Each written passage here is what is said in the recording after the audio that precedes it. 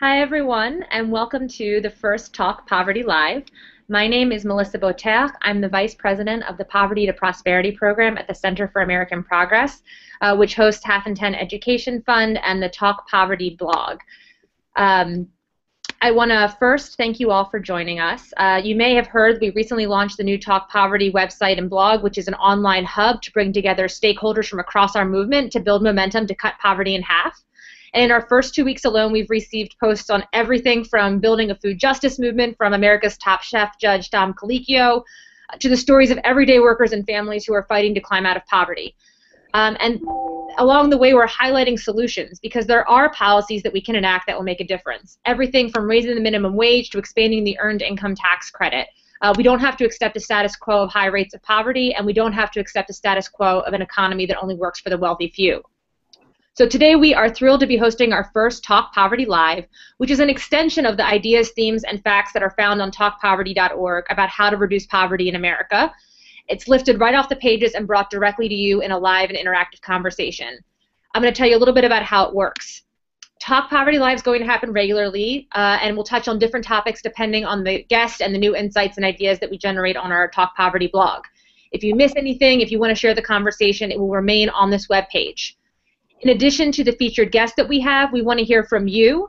So please tweet questions or comments to any of our guests to the Twitter handle TalkPoverty or post them to TalkPoverty.org Facebook page anytime throughout the conversation. And please use the hashtag TalkPovertyLive. We will answer as many of them as we can during the Q&A portion at the end. At the beginning of every Talk Poverty Live, we're also going to be lifting up an anti-poverty hero, acknowledging really that the only way we're going to build the political and public will to significantly reduce poverty is through the activism, services provision, advocacy, and research that people are doing every day on the ground and often unrecognized. So at Talk Poverty Live, we want to feature you. Please nominate heroes at info@talkpoverty.org. Our first Talk Poverty Hero of the Month, I'm going to give a shout out quickly to Dr. Chris Lillis. Dr. Lillis lives in Fredericksburg, Virginia with his wife and his toddler son, and he has been working tirelessly to expand Medicaid for thousands of low-income and hardworking Virginians. Everything from generating petitions for thousands of low-income people across the country, across Virginia, reaching out to elected officials, and organizing Medicaid expansion efforts on behalf of Doctors for America. He also, in his free time, runs a private practice and volunteers at a free clinic.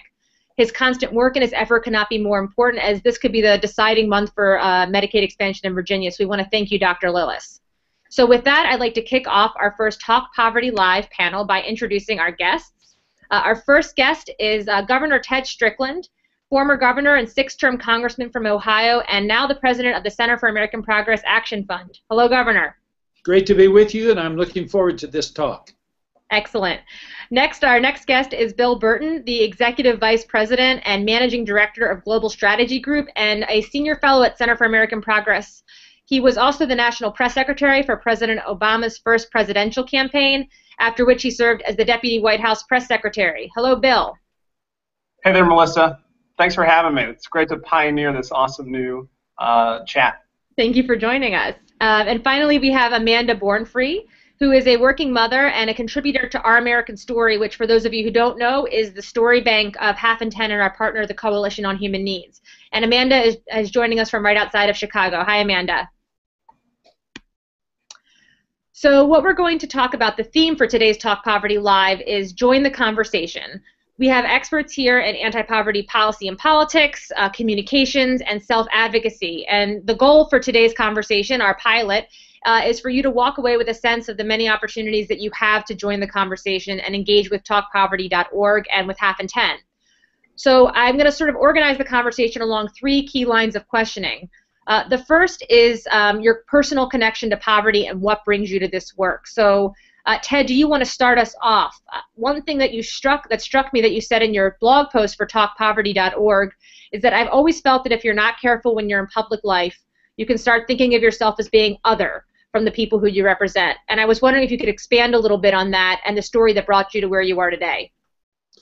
Well, thank you. And I do think it's true that oftentimes those persons in elective office, at whatever level they may be serving in, really forget perhaps where they came from. And I've tried not to do that. I came from a very rural part of Ohio, part of the Appalachian area, and I was one of 9 kids. In fact, there were 10, but only 9 of us survived childhood.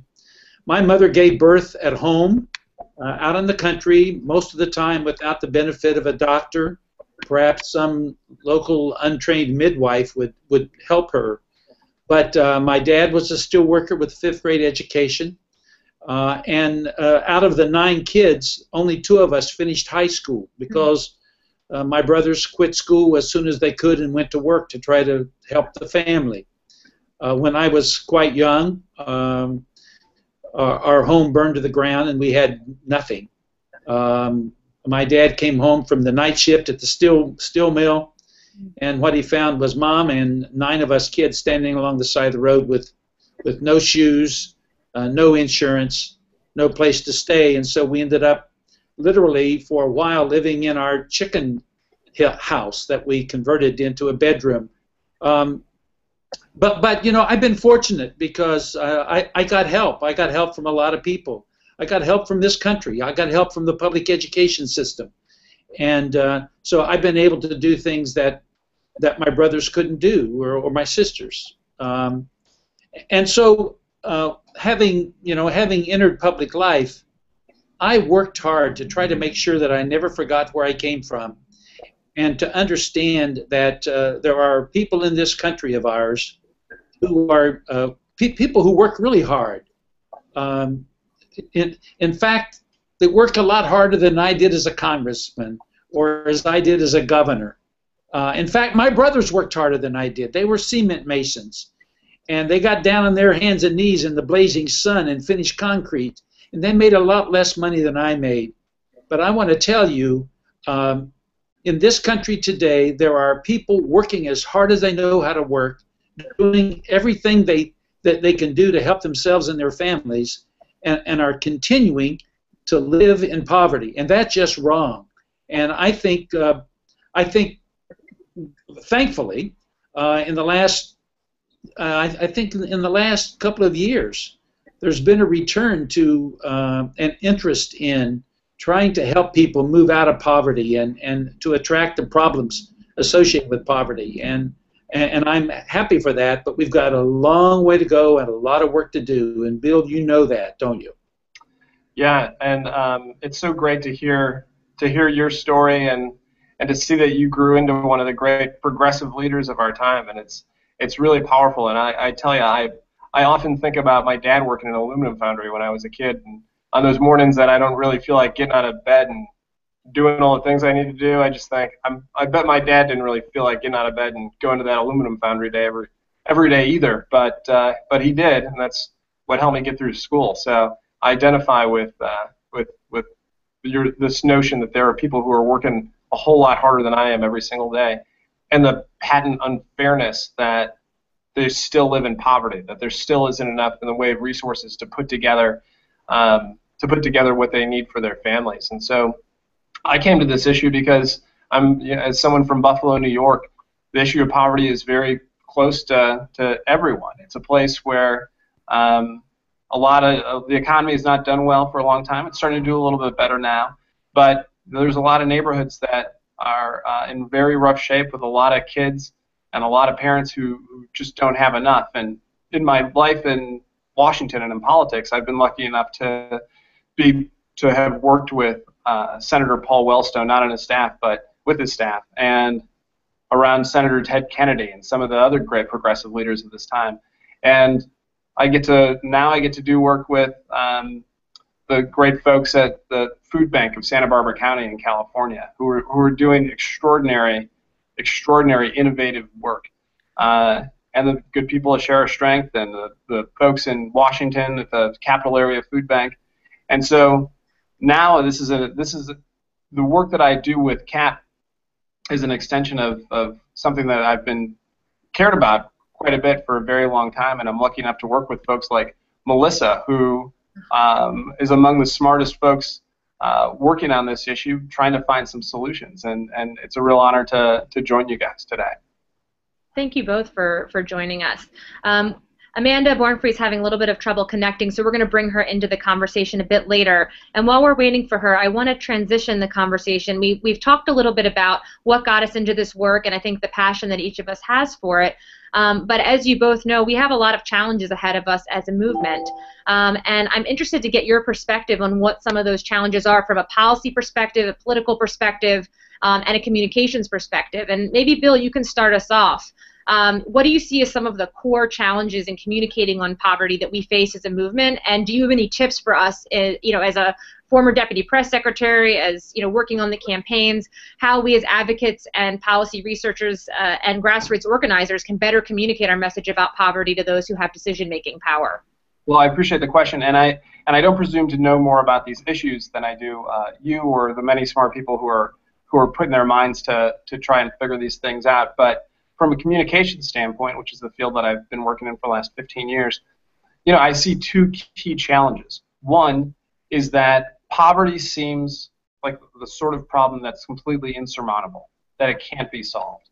And two, it's kind of depressing to talk about. Folks don't want to put stories about poverty on the evening news. They don't want to have it on talk shows during the day on cable, because it's a sad reality of our country that people don't necessarily want to focus in on. And so I think that there are a couple ways that you can combat that. One is, and not just combat it, but get people interested and engaged in a conversation that we need to have in order to get anything done. And one is the personal stories of people who either had lived in poverty, or people who are in poverty now, or anybody who is a normal American, just like other people in your community. And so to hear from Governor Strickland about his personal story, things like that help to take off the stigma associated with poverty and make it easier to talk about the issue, because it's not just about how horrible and sad it is that folks are living in this are living like this without being able to put food on the table for their families. It's there are many people who have been able to get themselves out of that situation, and examining those solutions and the ways that they got out is an important piece of it. And not getting too bogged down in statistics and numbers and things like that, because you want to be able to show successes, and you want to be able to bite off chunks of hope and make people see that there is a path to a better, stronger country for all of its citizens. Mm-hmm. You don't want not just numbers to tell the story. You want the personal stories of the individuals to tell the story. In advertising around political campaigns, and Ted, I'm sure that you can identify with this, the ads where you're just rat-a-tat-tat with numbers and statistics never stick. They're never remembered. They're never a long part of the conversation. It's the stories. It's the human life that people want to see succeeding and doing better. Yeah, that's really helpful. And Ted, do you want to build on that? I mean, you're somebody who has held former office holder for several different kinds of seats, and been a champion for low-income families in that capacity. And I'm wondering if you have any insights from working with colleagues from all different backgrounds about the challenge, why it's been so difficult to get our elected officials to address and to prioritize poverty, but also sort of proactive tips, how to best engage policymakers on these issues, building on what Bill has said. Well, I think what Bill said about using personal stories is absolutely the right thing to do, because that takes the concept, the problem associated with poverty, and it makes it real. And so to have real people talk about the struggles they're going through, I think is so critically important. I also think we've got to look at the root causes of poverty. I mean, there are educational components to this. There are just unfair public policies that I think contribute to people being trapped in and living in poverty. I'm glad that most Americans now know what is being referred to when someone talks about the 1% versus the 99%. And I think there's a growing awareness that there is such inequity within our political system. And we are seeing such a concentration of wealth at the very top, and middle-class folks are struggling to survive, and people who are the poorest among us have little chance of actually moving up. So there's some things that we can do just in terms of public policy. I think early childhood education, making preschool available to our children, having quality school lunch programs and summer feeding programs, having the ability of parents to have decent child care so that if they can get a job that pays perhaps a living wage, that they'll have somewhere to take their child where that child can be cared for in a safe, wholesome environment. I mean, all of these things contribute to a person being trapped in poverty. People who are in living situations where there isn't mass transit and they don't have a car or can't afford a car or can't afford insurance if they do have a car or can't afford gas if they have a car. I mean, all of these are contributing factors to just beating people down, so that I think too many people just come to feel as if they are almost without hope. And so there are many things that we can do as a government. Charity has its place. You know, the community of faith has its place. But let me tell you, charity can't do it. Churches can't meet the need. This is going to take the collective effort of government to really get into this problem and deal with it in a systematic, comprehensive way. And as I said a little earlier, I think we're starting to talk about that in a way that we haven't heard, the public voice being spoken about this for, quite frankly, a number of years, and that's good. Yeah, and I don't want to put you on the spot, Governor, but I know being involved in politics for as long as I have, and I've worked in House races and Senate races and presidential campaigns, there's a lot of pressure from people like me and political strategists to not focus on poverty, because what you do in a campaign is you talk about issues that people are talking about, and you try to engage on the things that are important to the community, and there's ways you figure that out. You figure it out through opinion research, you figure it out through just talking to folks at your town halls, and poverty is not something that comes up a lot in the political conversation, and bringing it up on your own requires quite a bit of fortitude and leadership, and it shouldn't, but it absolutely does. And so, Governor Strickland, I know that you were a real leader on this, but I bet you probably face the same pressure from political consultants and spin doctors and that sort of thing to not talk about issues like this. Absolutely, Bill. But, I think back not many years ago when Bobby Kennedy went to the Appalachian area and talked to the poorest among us, when President Lyndon Johnson actually had the courage to declare a war on poverty. And some people think those efforts failed. I think they succeeded. I can only imagine what we would be experiencing in this country today if we hadn't had some of those vital programs in place. What if we didn't have Medicare for our senior citizens?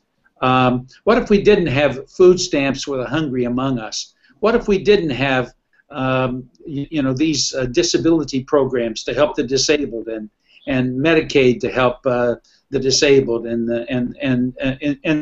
these are vital programs. They are doing some very positive things.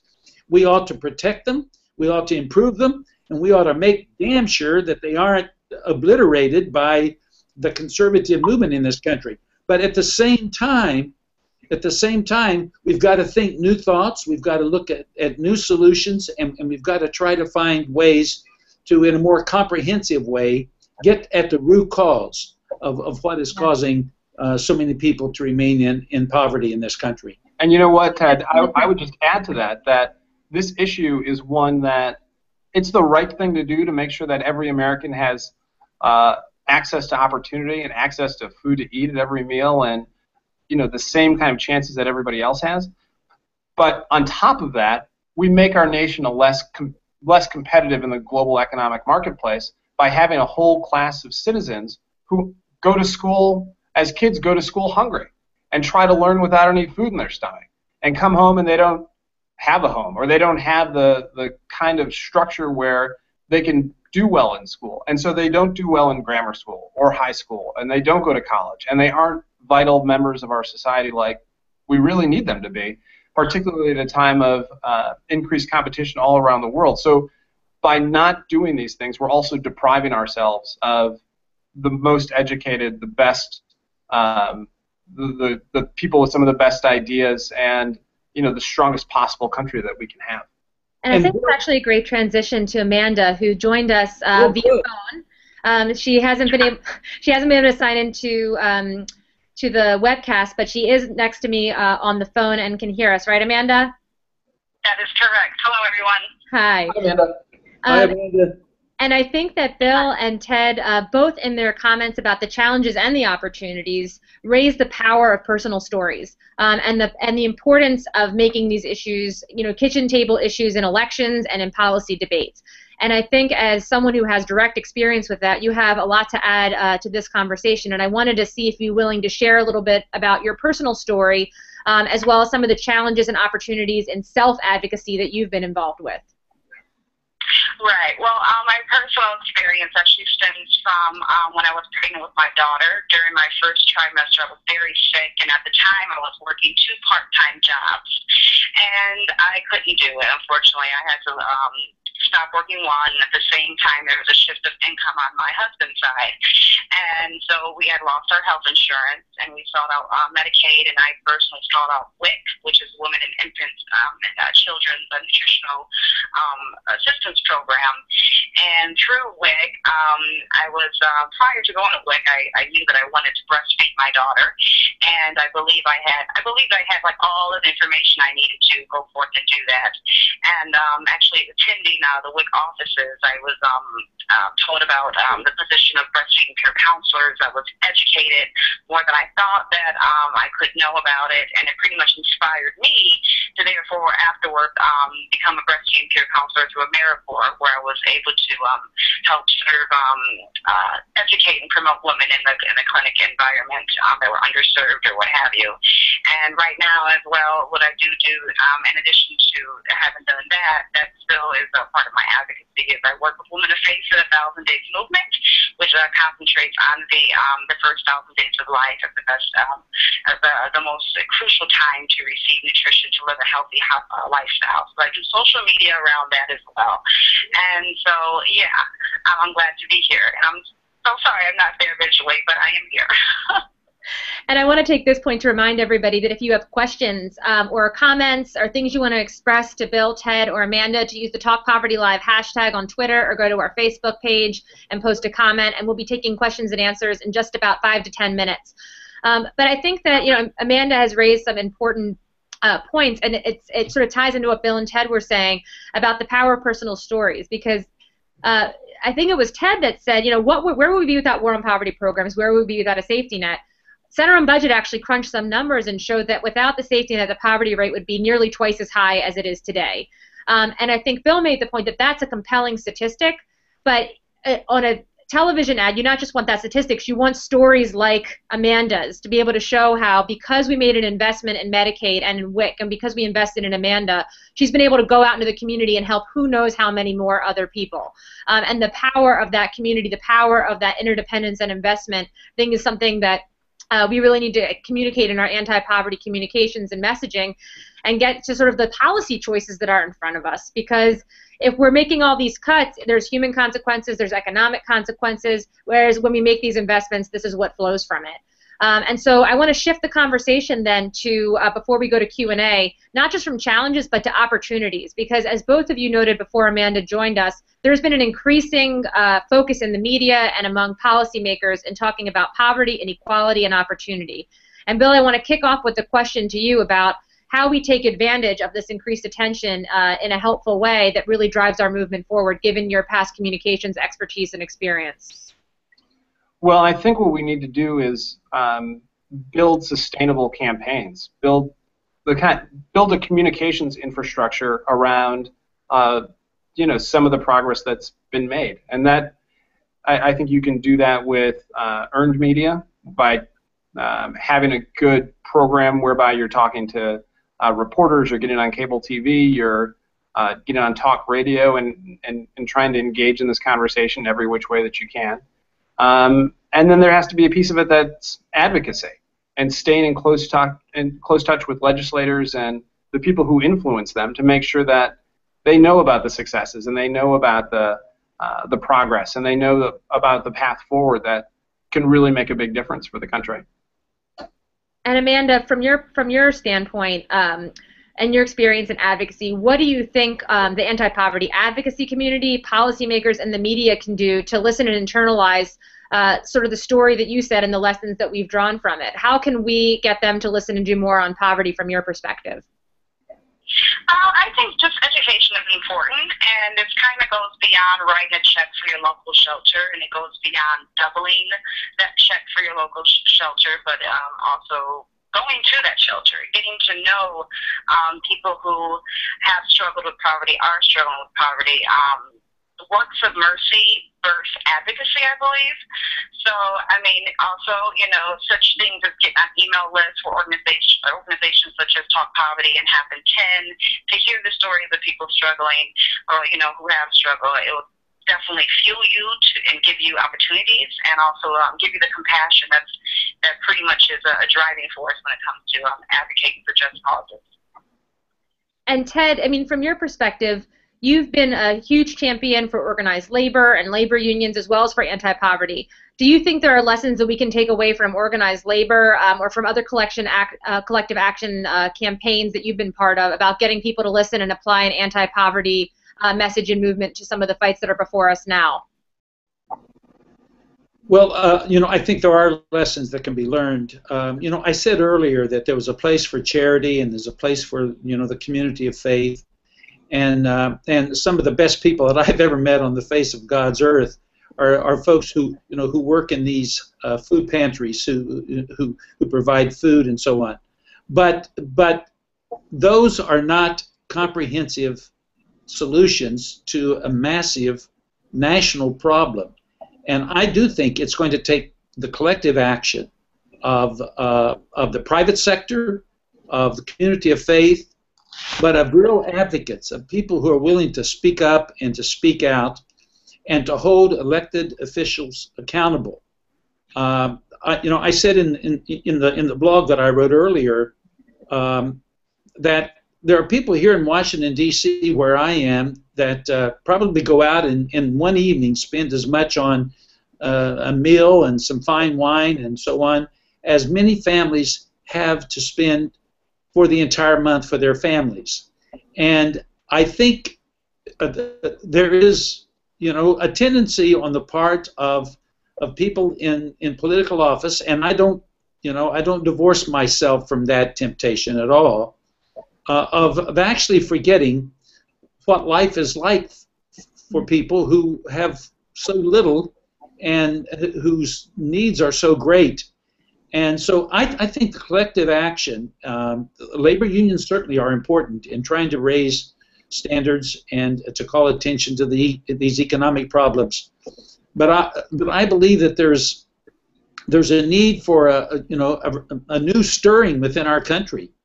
Bill, you mentioned Paul Wellstone. We need some more Paul Wellstones. We need some more Ted Kennedys. We need some more Bobby Kennedys, and we need some more Lyndon Johnsons, and we need some more people who will stand up and speak out.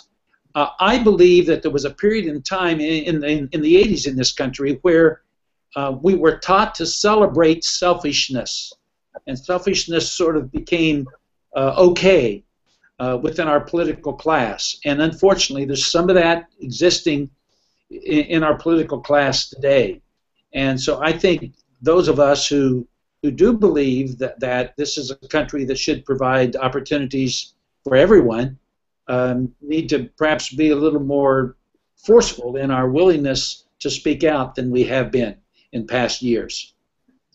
I think that's a great transition, actually, to some of the questions. We've gotten tons of wonderful questions on the Talk Poverty Live hashtag from people who are watching this live, and I want to bring some of their voices into the conversation and engage you all in a conversation in response to their questions. So I'm going to start with Fair Share Tweets, who asks, why does Congress extend corporate tax giveaways without paying for it, but refuses to invest in kids or extend UI? Well, Governor Strickland was there, so he could probably speak to it better than I can. But I think that the point that he hit on about the popularization of selfishness in the 80s has extended into this moment and is fed by some of the more extreme members of political parties who want to drive an ideology more than they want to really help the folks in this country. And it's a long fight, and it's not just on issues of poverty. It has to do with issues of health, climate, a lot of the important things that we're facing in the country right now. And so I'll hand off the baton here, but I did just want to make note. I checked Twitter just now, and I'm stunned that there are so many of you out there who are really engaged in tweeting and watching and having this conversation. It's an important one, and I'm glad that so many of you joined. I just want to add one thing, because I want to bring in some of the other blog posts that have been on TalkPoverty.org to encourage you all to check them out. But one thing that really struck me about Tom Colicchio's blog, which was one of our first ones on the site, is that he said something along the lines of, as soon as an elected official loses their seat because they voted against poor people, we'll know that we've arrived. And I think that it's sort of an important point. I'm paraphrasing, I'm not quoting him directly, but that we really need to build the political and public will and exact accountability for exactly what we're talking about, not paying for corporate tax breaks and shipping jobs overseas, but refusing to extend unemployment insurance for people who've been hit the hardest in this economy. Okay, next question. There's so many good ones. So Action Now Chai asks, how much more success will the low-wage movement have in light of yesterday's victory in Seattle? Ted, do you want to take that one? Well, I'm excited about what happened in Seattle, the $15 per hour minimum wage, which will be phased in over a period of time. But it's setting an example of what can be done, not just at the national level, but within the local communities of our nation, when people are willing to get together. And one of the exciting things about what happened in Seattle, as I understand it, is that they were able to pull together a coalition of interest groups that normally don't agree. Mm-hmm. And they were able to get that accomplished. But for those who oppose the minimum wage or oppose raising the minimum wage, I just think there's a moral issue here. And and they can make all the excuses they want to make, but the fact is that I believe they're being driven by an ideology rather than taking a practical look at the circumstances that people face and making the decision based on that. I mean, some of these folks don't even want to raise the minimum wage at all. Many of them believe that there should be no minimum wage. And then they come up with all kinds of excuses like it's going to cost jobs, and they imply that only carefree teenagers are working minimum wage, when we all know now that a lot of working people and parents, single moms, are working minimum wage jobs just trying to take care of their families. So I congratulate the city of Seattle, and I would hope that many other communities would look at Seattle as a model for what they may be able to accomplish within their communities. And it's good to see that even in the light of federal stalemate on a lot of these issues, that we're beginning to see momentum build at the state and local level. And that's one of the things we're going to be featuring on TalkPoverty.org regularly, is updates from public campaigns from across the country, lessons learned, what have they learned from these victories or from these setbacks, and how can that inform the rest of our movement across the country. I think it's going to be a really exciting element of the blog. So I want to close with a question for Amanda, which is from Renee Ferguson. And she says, how do we encourage people to come up with new solutions to lower poverty rates? And I wanted to direct this to you because, I think that we often ask that question to people in think tanks in D.C., but we don't often ask, people who are on the ground or who have experienced poverty themselves. And I'd be really interested to hear your response to that, Amanda. What's your question? Can you repeat? Sure. It's about how we encourage people to come up with new solutions. Oh, yeah. I think, once again, I believe it just, as far as more solutions from, I think when people get to know, well, there's a myth of meritocracy, basically all about cause and effect. If you work hard, you will see progress. And I think the reality is that people are out there who are working 2 to 3 part-time jobs at a time for minimum pay. The likelihood for them to have time to advocate and to go about to make solutions happen is pretty hard, you know. So I think it does take people who do have a considerable amount of power or time to invest in the solutions that are needed to help basically the most hardworking people that I know have always been middle class. I mean, have always been those working in those in poverty, living in poverty. So I would definitely have to. I would definitely say that it takes other people to be present and to care. And when you really pull back and you look at it, there's just a really small percent of people that can actually say they do not have anyone in their family that has never, you know, struggled or been on the economic brink. And so there's definitely something within all of us that we can relate to people who are struggling, whether it comes from ourselves, that we can actually go about and help get the work done. Because right now it's pretty, in this day and age, as far as my experience and what I see, it's pretty hard to be an advocate as well as trying to take care of your family and work in the job that you work. So it definitely takes a collective of people to do that. So I would, you know, encourage folks to learn more. Thank you so much, Amanda. And Joel Berg actually had a great post on TalkPoverty.org about this, saying, you know, imagine the civil rights movement without African Americans at the forefront, or imagine the movement for marriage equality without LGBT people at the forefront, and that it's incumbent upon us as anti-poverty movement to make sure that low-income people are at the forefront of our movement. So we need to make sure that our advocacy practices are conducive to people who are working in low-wage jobs and finding time and having the ability to participate. So thank you so much for that. So before we close out, I want to briefly list some quick opportunities to get involved with Half and 10 and Talk Poverty. The first is that you know, the blog is doing great. We've had fantastic traffic. We've had fantastic cross-posting with mainstream media, featured on Melissa Harris Perry.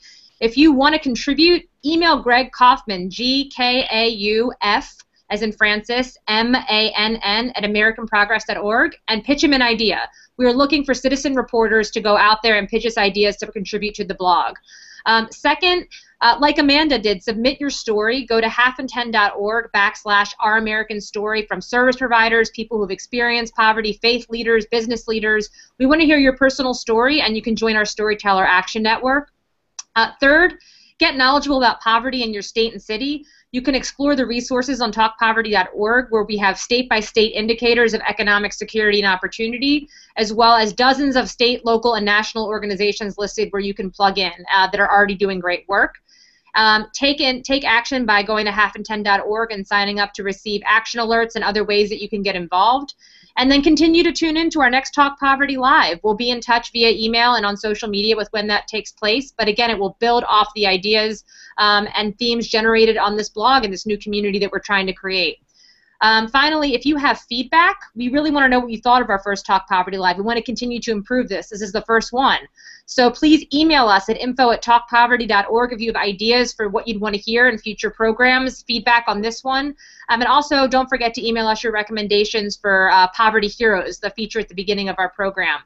I want to close out by thanking all of our guests, Governor Ted Strickland, Bill Burton, and Amanda Bornfree, for their time and for their insights, and to thank everyone in the audience for participating in our first Talk Poverty Live. We are really looking forward to working with you. Thank you so much. Thank you, Melissa. Thank you. Thank you.